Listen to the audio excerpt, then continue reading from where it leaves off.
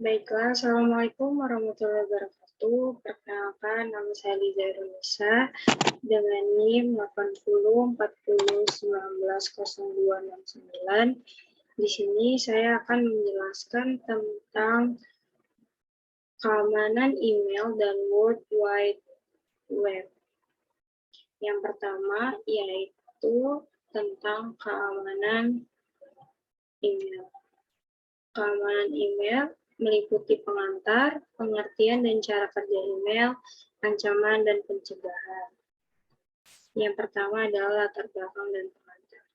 Apa itu electronic mail? Electronic mail itu adalah sarana kirim-pengirim surat melalui jalur jaringan komputer atau media internet. Di mana kita menemukan sering kita jumpai email, yaitu biasanya pada pembuatan akun, membuat verifikasi keamanan, mengirim surat, dan lain-lain. Sejarah email tersebut itu ditemukan oleh Roy Tomlinson pada tahun 1971 melalui internet. Pesan pertamanya waktu itu adalah QWERTYUIOP yang merupakan baris pertama pada keyboard komputer. Pada tahun yang sama, ikon @ juga dikenalkan sebagai lambang penting untuk menunjukkan atau pada. Fungsi email sendiri sebagai identitas diri secara personal, alat untuk mendaftarkan diri, berbagai situs dan media sosial, vintage, game, dan lain-lain. Email juga sebagai media promosi. Kemudian, kenapa mempelajari security email? Yaitu karena dapat memperkuat keamanan milik kita seperti keamanan akun, verifikasi data, dan lain-lain. Kemudian, setelah browsing email, aplikasi sering dipergunakan. Merupakan server yang paling sering diserang, dan layanan basic email ternyata tidak seaman seperkiraan kita. Kemudian ada pengertian dan cara kerja, itu meliputi RFC 882 MIME Attackment. Yang pertama itu ada email, itu terdiri dari kumpulan strike ASCII atau ASCII dalam format RVC bintang 822 dikembangkan pada tahun 1982. Terdiri atas dua bagian yang dipisahkan baris kosong, yaitu header dan body. Header sendiri memiliki sender, recipient, date, subject, delivery path. Kemudian yang body itu ada isi pesan yang seperti ini. Contohnya itu pesan RFC 822, kemudian contoh pesannya itu kita tulisin juga. Kemudian nama email, ada pengirim dan penerima. Kemudian bagaimana dengan pesan non-ASCII? Pesan non-ASCII itu adalah standar perkodean karakter untuk alat komunikasi pada email. Pesan non-ASCII tersebut itu biasanya memiliki dua cara, yaitu menggunakan perintah grep atau Global Regular Expression Print. Kemudian yang kedua itu menggunakan perintah dari perintah PERT, yaitu Practical Extraction dan Report Language. Non-ASCII biasanya tuh digunakan pada email itu memakai contoh attackment. Kemudian perkembangan emailnya itu dari pada RFC 822 dan MIME, yaitu menambah yang pertama MIME, yaitu menambahkan kapabilitas RFC 822 agar email mampu membawa konten non-ASCII, kemudian menambah 5 leader file pada email untuk spesifikasi MIME dan konten, yaitu tipe, according, ID, dan DEX. Kemudian berikut ini adalah bagian dari MUA dan MTA, SMTP, POP3, dan IMAP. Prosesnya sederhana, yaitu kotak keluar pengirim dan kemudian kotak masuk penerima. Kemudian pada proses sebenarnya, yaitu MUA pengirim atau pengirimnya user, kemudian ke MTA MDA pengirim, kemudian ke MTA pengirim mail transport agent, lalu ke MTA penerima mail transport agent, kemudian ke MDA penerima atau MTA, kemudian ke MUA penerima mail user agent.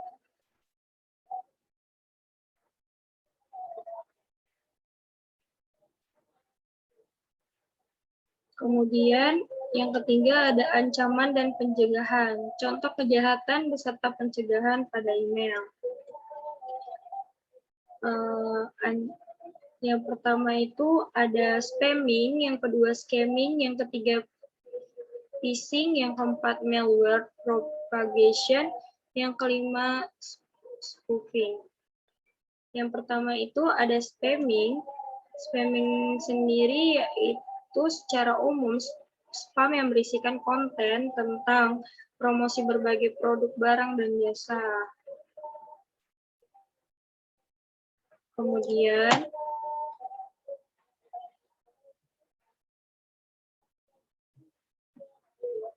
Kemudian, sorry ya.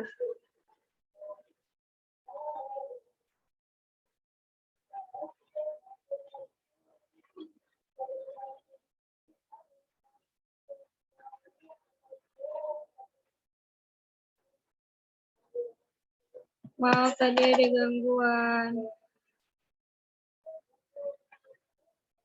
Kemudian, spamming tersebut memiliki dua kategori, yaitu inbox spam dan outbound spam. Inbox spam tersebut yaitu email sampah yang perlu difilter agar storage email kita dapat tidak cepat penuh dan informasi penting tidak terlewatkan. Pencegahannya yaitu melakukan implementasi enterprise anti-spam dan virus pada mail server kita. Kemudian yang outbound spam yaitu kegiatan pengiriman spam yang dilakukan oleh mail server Anda. Pengiriman spam ini biasanya dilakukan oleh akun email yang telah mengalami security breach, sehingga peretas mudah untuk mengirimkan spam menggunakan akun email tersebut. Kejadian outbound spam tidak mengenal waktu, akun email kita tiba-tiba mengirimkan ribuan email, bahkan ratusan ribu email. Kemudian yang kedua ada scamming. Scamming tersebut yaitu biasanya berisikan sebuah pesan yang sangat menyakitkan. Scamming ini mirip dengan SMS yang berisikan informasi pemenang undian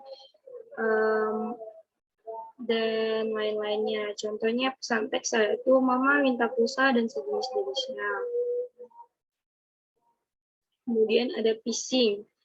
Phishing yaitu jika diucapkan mirip dengan kata phishing, yaitu kegiatan memancing. Phishing adalah memancing suatu umpan berupa informasi palsu. Contohnya seperti administrator sistem atau pejabat bank dan sebagainya.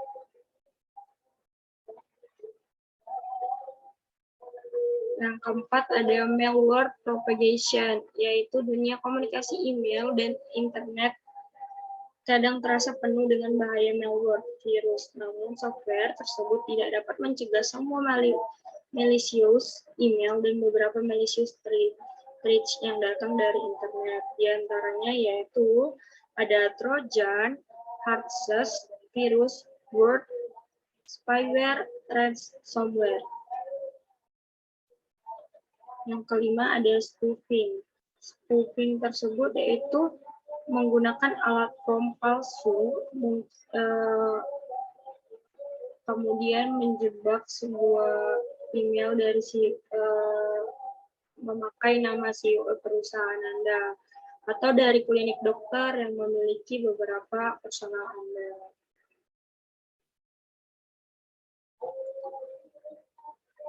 Baiklah, sekian presentasi tentang keamanan web. Kemudian lanjut ke KSI World Wide Web.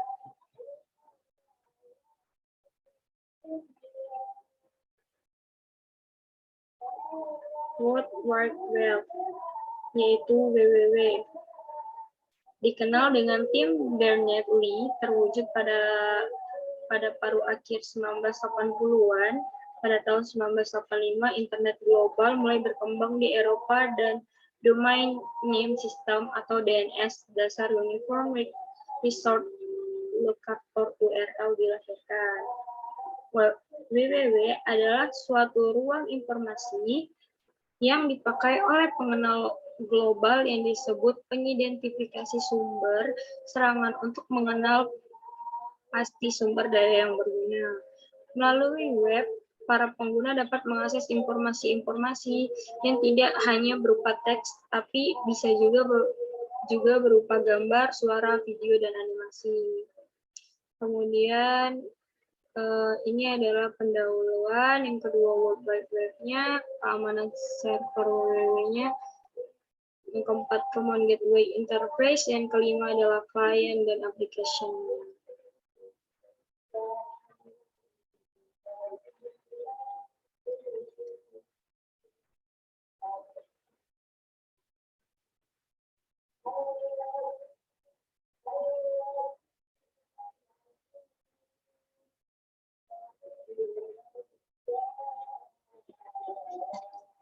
Kemudian kita masuk ke dimana kita, apa itu WWW yang tadi, kemudian gimana kita menemukan, sering kita jumpai WWW, yaitu yaitu pada browser ada Netscape, Internet Explorer, Opera, dan KFM. KFM itu ada file manager di sistem Linux-nya.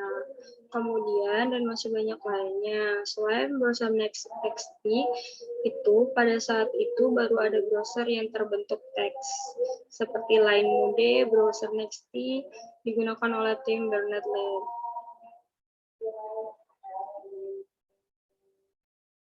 Kemudian, asumsi. Pada asumsi WWW itu terdapat sisi pengguna, yaitu kita bisa sebut juga dengan user. Sistem web yang dimiliki dan dikendalikan oleh organisasi yang mengaku memiliki server tersebut. Misalnya itu pada domain RCTI, dan isi situsnya menunjukkan bahwa situs itu memiliki RCTI, maka dapat dipercaya bahwa situs itu miliknya RCTI. Pembajakan domain merupakan pengecualian terhadap asumsi ini. Kemudian yang di PPT itu ada milik Bank BNI, adanya domain yang dibajak merupakan anomali terhadap asumsi ini. Dokumen ditampilkan bebas dari virus Trojan horse atau itikat jahat lainnya. Bisa saja seseorang yang nakal memasuki virus di webnya itu. Kemudian asumsi WWW bagi penyedia jasa atau yang kita sebut webmaster, yaitu pengguna yang tidak beretikat untuk merusak server atau mengubah isinya tanpa izin. Kemudian pengguna hanya boleh mengakses dokumen-dokumen atau informasi yang diizinkan untuk diakses. Kemudian yang ketiga, identitas pengguna benar. Kemudian pengguna tidak mencoba-coba untuk masuk ke direktori yang tidak diperkenankan. Kemudian asumsi WWW pada kedua belah pihak atau user X webmaster, yaitu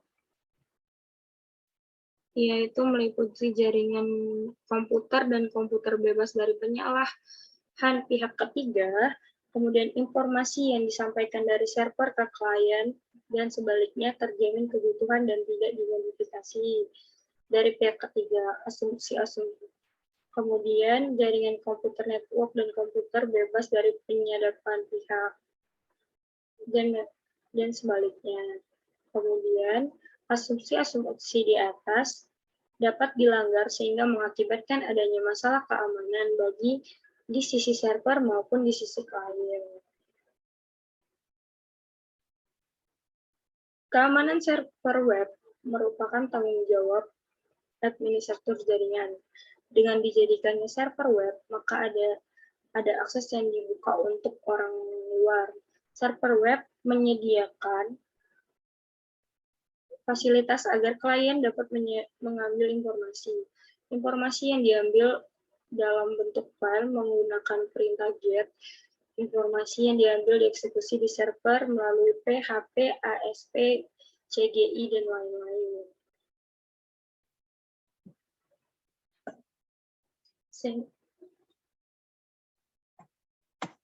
Dikarenakan asumsi-asumsi di atas bila dilanggar sehingga mengakibatkan adanya masalah keamanan. Masalah keamanan tersebut yaitu keamanan server www biasanya merupakan masalah dari seseorang administrator, yaitu apabila server Anda terhubung ke internet dan memang server www Anda disisipkan untuk publik, maka Anda harus lebih hati-hati sebab Anda membuka pintu akses ke seluruh dunia. Kemudian ada server www menyediakan fasilitas agar klien dari tempat lain dapat mengambil informasi dalam bentuk berkas, file, pengakses pemerintah, menjalankan program di server. Kemudian fasilitas pengambilan berkas dilakukan oleh perintah GET. Sementara mekanisme untuk mengeksekusi perintah di server dapat dilakukan dengan CGI, SSI, ASP, PHP, atau dengan menggunakan Shellcloud. Kedua jenis servis di atas mengambil berkas biasanya maupun menjalankan program di server memiliki potensi lubang keamanan yang berbeda. Kemudian, adanya lubang keamanan di sistem eksploitasi dalam bentuk yang beragam, antara lain informasi di server diubah sehingga mempermalukan perusahaan atau organisasi Anda, atau dikenal dengan istilah deface 1, atau kemudian informasinya semestinya dikonsumsi untuk kalangan terbatas, misalnya laporan keuangan strategi perusahaan Anda atau database klien Anda ternyata berhasil disadap oleh saingan Anda atau peretas. Kemudian yang ketiga, informasi dapat disadap. Misalnya pengiriman nomor kartu kredit untuk membeli melalui www, atau orang yang memonitor kemana saja Anda melakukan web surfing. Kemudian yang keempat, ada server Anda diserang. Server Anda diserang biasanya dilakukan oleh peretas atau misalnya yang memberi request secara bertubi-tubi sehingga tidak bisa memberi layanan ketika dibutuhkan denial of service attack. Kemudian untuk server web berada di belakang firewall. Lubang keamanan yang di server web yang dieksploitasikan dapat melemahkan atau bahkan menghilangkan fungsi dari firewall dengan mekanisme yang terlihatnya. Kemudian, bagaimana langkah pengamanannya?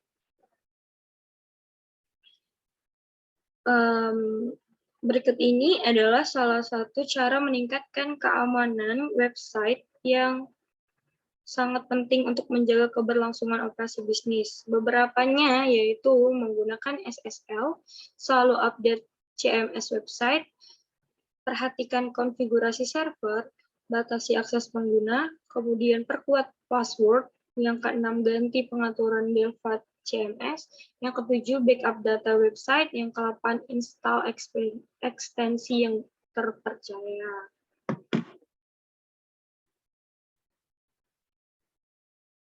Kemudian,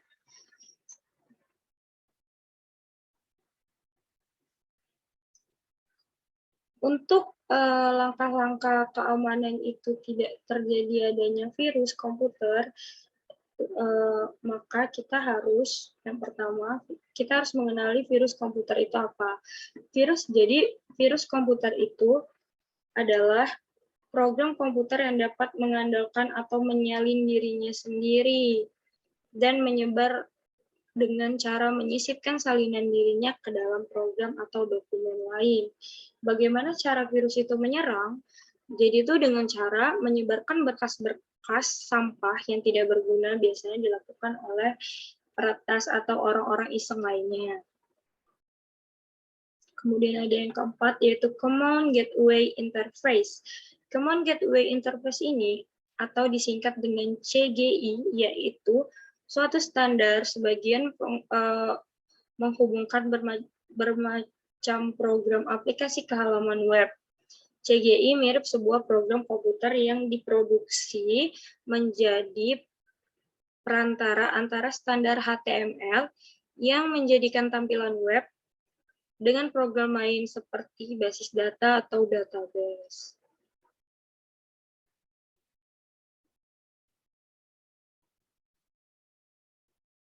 Kemudian potensi lubang keamanan yang dapat terjadi dengan CGI itu yaitu dapat memasang script GCI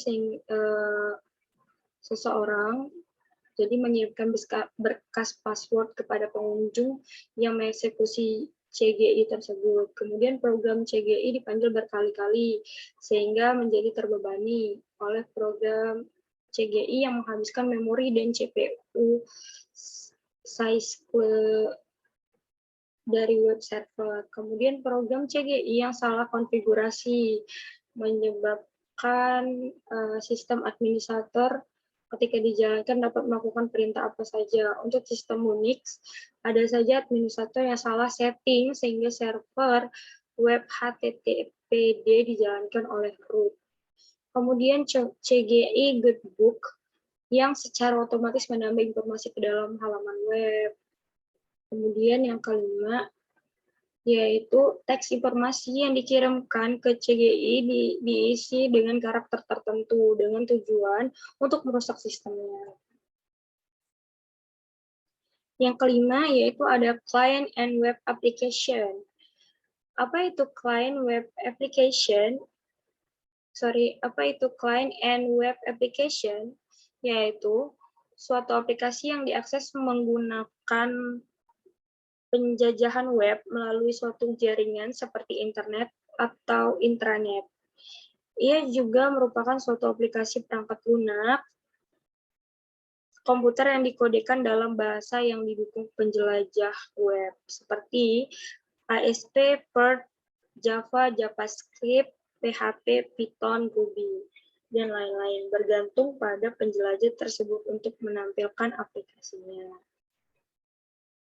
Kemudian, keamanan klien www itu ada pelanggan privasi, yaitu ketika kita mengunjungi sebuah situs web, browser kita dapat dititipi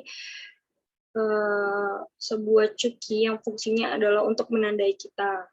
Kemudian berkunjung ke server itu kembali, maka server dapat mengetahui bahwa kita kembali, dan server dapat memberikan setup sesuai dengan keinginan privasi kita. Kemudian selanjutnya ada penyisipan Trojan Horse, yaitu cara penyerangan terhadap klien yang lain adalah dengan menyisipkan virus dan Trojan Horse. Kemudian salah satu contohnya itu sudah terjadi adalah adanya web yang menyisipkan Trojan Horse, back orifice B atau BO atau netbus sehingga komputer Anda dapat dikendalikan dari jarak jauh. Kemudian ada aplikasi web. Pada awalnya aplikasi web dibangun hanya dengan menggunakan bahasa yang disebut HTML atau Hypertext Markup Language. Pada perkembangan berikutnya, sejumlah skrip dan objek dikembangkan oleh memperluas kemampuan HTML. Aplikasi web itu dapat dibagi menjadi web station dan web dinamis. Dari sisi teknologi yang digunakan membentuk web dinamis terdapat dua pengelompokan, yaitu teknologi pada sisi server. Kemudian pada aplikasi web client side programming, yaitu teknologi web pada sisi klien diimplementasikan dengan pengiriman kode memperluas HTML dan program tersendiri HTML ke klien. Klien yang bertanggung jawab melakukan proses terhadap seluruh kode. Kelemahan pendekatan seperti ini terdapat kemungkinan bahwa browser pada klien tidak mendukung fitur kode memperluas HTML.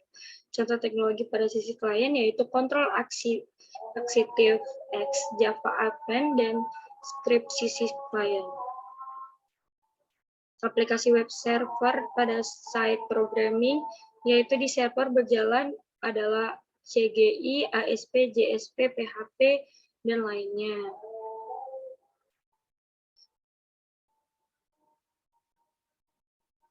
Oke, baiklah. Sekian presentasi dari saya. Apabila ada salah kata, saya mohon dimaafkan. Saya tutup dengan wabillahi taufiq wal hidayah. Wassalamualaikum warahmatullahi wabarakatuh.